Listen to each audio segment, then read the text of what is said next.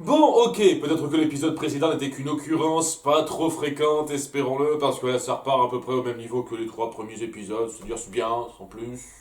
Pas mal, je dirais pas mal, c'est pas tout à fait bien sans plus. On va tomber un petit cran en dessous et dire pas mal, parce que quelques petits trucs un peu grossiers, surtout au début, qui me gênent. Mais c'est vraiment au début, après coup, ça se suit bien. Voilà, donc déjà, on poursuit sur le cliffhanger de fin de l'épisode précédent où il y a des Olmecs et qui attendent Ambrosius, qui sont alliés avec lui et pour l'instant ça apporte pas grand chose, c'est juste Ambrosius qui dit tiens ce sont mes amis, ils vont nous accompagner pour trouver la cité d'Ophir. Et Gasquard est toujours aussi un petit peu effrayé parce qu'il présente ces gars-là. Là, j'aime bien que vous ayez repris cette petite continuité là. Et bon voilà, il va y avoir deux Olmecs sur les trois qui vont l'accompagner, dont un vieux schnock qui adore faire des petits grognements comme ça. Ça le fait kiffer, c'est son truc. Après, je vais pas trop me plaindre parce qu'ils ont fait largement pire à certains moments dans la saison 1 à cet égard-là. Hein, vous vous souvenez de la course-poursuite où ils faisaient des cris de singe? Je suis désolé, hein, je trouve pas ça pire. Hein. Bon, alors, voilà, ça c'est dit. Du côté de nos héros, ils se rendent donc à Mutapa, l'endroit donc qui est indiqué sur la carte de Gomez, et c'est pas une île. Hein. On dira plus tard que l'endroit où ils vont se trouver c'est Zimbabwe. Hein, et donc je pense, j'ai pas souvenir que ce soit une île. Donc c'est peut-être moi qui ai mal regardé la carte, mais il me semble bien que c'était quand même précisé. Ça donnait un petit peu cette impression-là que c'était une île, mais j'en sais rien. Alors la dérive des continents était plus rapide que ce que je pensais. Ça doit être moi, ça doit être moi, ça doit être moi, hein, j'ai pas fait gaffe. En tout cas, voilà, ils se rendent là, tandis que Tao et Zia font encore un petit peu la gueule à Esteban pour avoir osé proposer une alliance avec Gomez. Alors que justement, non, les gars, que vous lui en vouliez, d'accord, hein, parce qu'il s'y est trop cru, il a pas fait gaffe, etc. Mais c'est pas pour ça que vous devriez lui en vouloir, parce qu'il a clairement dit que c'était pas ce qu'il comptait faire, il comptait le flouer, c'était juste pour l'avoir le temps de utiliser ses informations, quoi. Il voulait pas sérieusement faire une alliance avec lui. Merde. Donc, je sais pas ce que vous avez à lui en vouloir pour ce truc-là, alors que c'est pas ce qu'il voulait. Vous pourriez lui en vouloir du fait de vouloir se concentrer sur retrouver la cité d'or en dépit d'un truc grave qu'il voulait gérer à ce moment-là, le fait qu'il ait pas fait attention et qu'il les ait un petit peu foutus dans la panade sans réfléchir, ça vous pourriez lui en vouloir, mais pas pour ça. Je comprends pas très bien pourquoi vous vous centrez sur ce détail-là. Enfin bon, après ça donc il trouve la fameuse cité de Zimbabwe. C'est pas aussi étendu que ça sera plus tard, hein. Sans doute j'imagine, ça c'est pas expliqué dans le dans le documentaire de fin ça.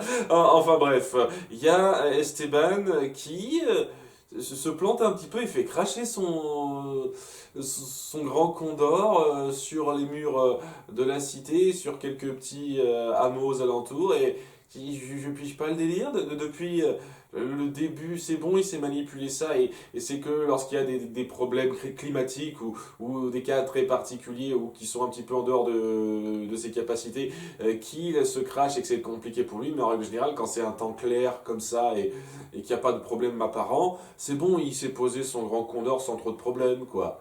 Mais là, non, il se crache stupidement pour le besoin d'arranger certaines choses plus tard. Voilà, c'est le truc un peu grossier quoi que j'ai à dire sur cet épisode quoi, c'est ce début là où on en veut à Esteban pour un truc, il ne devrait pas être sur ça qu'on devrait lui en vouloir et c'est ce moment où il se crache stupidement pour arranger un petit peu la situation qu'on va avoir. Après coup, ça me plaît, à quelques petits détails près, mais ça me plaît, puisque bon, il y a Mendoza qui propose que les enfants se cachent pour qu'ils se rendent auprès des autorités parce que voilà, après avoir défoncé un mur comme ça, c'est clair et net qu'ils se sont fait remarquer. Mais il y a Esteban qui dit non, non, attendez, cachez-vous et c'est nous qui allons nous faire voir. Comme ça, vous aurez plus de chances de venir nous sauver après.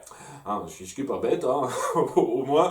Et donc, lorsqu'il se montre, et que, ouais, techniquement, quand même, Mendoza et compagnie étaient à l'intérieur du cockpit pendant un long moment, ils auraient dû être revus d'un point de vue purement technique, hein, parce qu'on voit plusieurs... Mais bon, c'est de la mise en scène visuelle qu'on peut vaguement accepter, j'ai vu largement pire. Bref, ils se montrent, ils sont amenés devant le chef. Il s'appelle Nechamboué, c'est un roi cultivé, il aime savoir des choses sur différents sujets, l'arithmétique, l'astronomie, etc., etc., l'histoire de son peuple, et il reconnaît au médaillon d'Esteban et Zia, qu'il représente quelque chose d'assez important, puisque ces médaillons lui rappellent la petite porte triangulaire qu'il a chez lui, dont Ambrosius a parlé dès l'épisode 1 ou 2 de cette saison. Hein, donc on y vient enfin à cette fameuse porte triangulaire, et on verra qu'il s'agit d'une Stargate. Carrément, quoi. Il y a Esteban et Zia qui mettent leur médaillon dessus, et ça ouvre un passage vers un autre endroit pour la téléportation. C'est une Stargate. Et honnêtement, dans la façon dont c'est montré, ça se sent clairement que ça s'est grandement inspiré de Stargate à ce niveau-là, quoi. Bon, dans un sens, j'imagine que ça devient compliqué maintenant de pas faire d'outils de téléportation de ce genre-là, qui ne rappellent pas Stargate. Enfin bref, quoi. Ça les amène à un autre endroit du monde, ils savent pas exactement où, lorsqu'ils passent cette porte-là, et on se centrera là-dessus un petit peu plus tard. Pour l'instant, on va se centrer un petit peu sur ce qui se passe au village, en dehors de nos héros principaux. Donc déjà, il va y avoir Sancho, Pedro et Mendoza qui essaieront de s'infiltrer. Hein, Sancho et Pedro, bien entendu, qui serviront à rien, qui seront des boulets. Ils verront qu'il y a le processus de fabrication de leur monnaie de l'époque, sans doute que ça a l'air d'être ça. Et une fois de plus, on ne le précise pas dans le documentaire de fin. Enfin bon voilà, ils font fondre de l'or, ils le forgent une espèce de forme de serpe presque, et c'est leur monnaie. Voilà, et bien entendu que Sancho et Pedro se disent ah, on veut prendre ça, lorsque Mendoza les laisse seuls pour se charger un petit peu de certaines choses lui-même, parce que ils servent à rien une fois de plus, ils se disent on va pas laisser tout cet or, et on les revoit plus. Ils vont rien faire dans le reste de l'épisode, donc j'imagine qu'ils vont foutre la merde dans l'épisode suivant, ça me surprendrait pas. Tandis que, à côté, peu de temps après, il va y avoir Ambrosius qui arrivera au village. Ben oui, il connaît le coin. Et il s'est déjà rendu là, il s'est rendu partout le gars. Il sera même rendu à l'endroit où il y a l'autre porte, ce qui fait que ça me fera me poser une petite question par la suite, mais on y viendra. Voilà quoi, il s'est rendu dans ce village avant, dans cette cité avant, et les a sauvés d'une épidémie avec son alchimie. C'est pour ça qu'ils lui en sont très reconnaissants. Et il y a une question que je me pose, et qui peut changer un peu du tout au tout la signification de cette chose-là. Est-ce que cette épidémie, c'est lui qui l'a provoquée ou pas? Parce qu'on a déjà montré un truc de ce genre-là, quoi. C'est lui qui provoque certaines choses et il les répare pour bien se faire voir après. C'est pas dit. Clairement. Dans un sens comme dans l'autre, je trouverais ça très intéressant. Parce que soit on insinue de façon pas claire qu'il a fait ça en prenant le spectateur pas pour un idiot, donc j'apprécie, soit il n'a pas provoqué ça et ça montre que, en dépit du fait d'avoir des intérêts très personnels et pas super communautaires, en chemin il peut quand même faire un peu de bien. Si ça sert ses intérêts. Voilà, c'est bien d'appuyer ce genre de petits détails.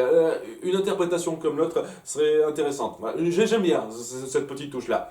Pendant ce temps-là, donc, il y aura la Gara qui essaiera un petit peu de se barrer, mais ça sera pas si simple. Oui, pendant 2 épisodes, on l'a vu essayer de se barrer en utilisant une épingle à cheveux. C'est super typique parce que voilà, il est enfermé dans une cellule et pas très grandement surveillé. Alors, en tout cas, voilà quoi. Ambrosius se fait bien accueillir par les gens.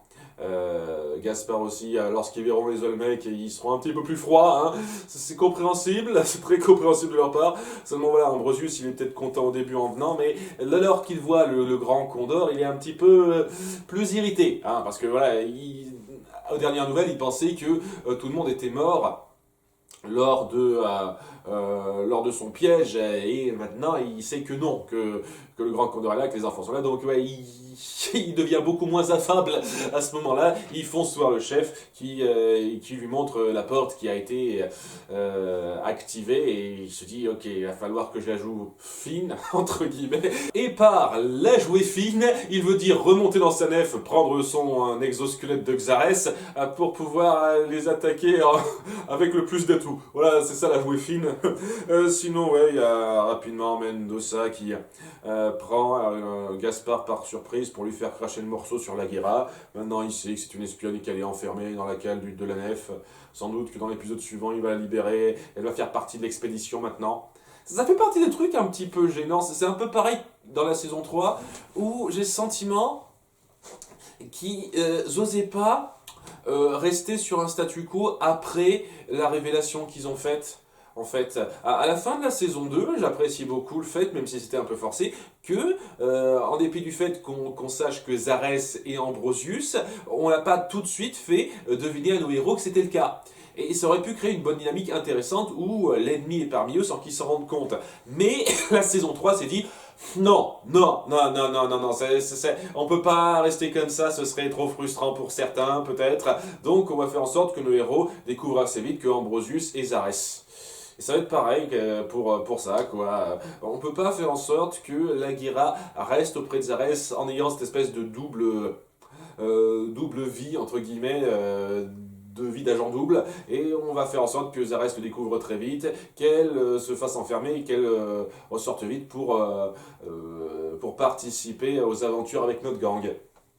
Ouais, j'ai le sentiment que ça va faire ça, c'est un peu le même principe. Et c'est dommage, il y avait moyen d'étirer ça plus longtemps, de donner plus de poids à ce que signifiait cette situation-là. Mais non, bon, tant pis, tant pis. Hein. Enfin bref, c'est là que se termine toute la situation à Zimbabwe. Et du côté de nos trois enfants, ils tombent donc sur une pièce qui était gardée par un scribouilleur qui gérait certains objets. Et voilà, il y a pas mal d'objets un petit peu anciens qui sont entreposés là-dedans. Ils se demandent ce qu'il en est et ils finissent par tomber sur un socle qui lui aussi a besoin des deux médaillons pour s'activer. Et étant donné qu'on a appuyé qu'Ambrosius était déjà venu dans cet endroit avant, il sait qu'il y a cet objet qui peut s'activer de cette façon-là aussi.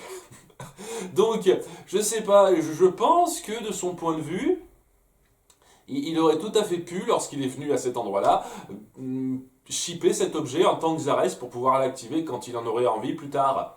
Hein, en entreposant ça dans sa cale où personne n'était jamais venu avant, ce genre de choses, et ça aurait été pratique pour lui, quoi. Hein, mais non, il n'a pas pensé à le faire.